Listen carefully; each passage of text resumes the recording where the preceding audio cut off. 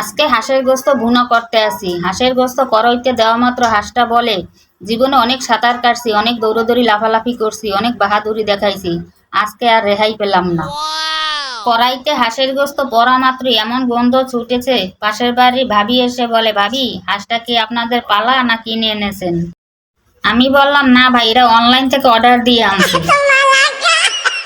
যারা বলেন রান্না করা খুবই সহজ, এই কথা বলে যারা আমার ভিডিওতে লাইক কমেন্ট করেন না, তারা একদিন আসেন আমার রান্নাঘরে।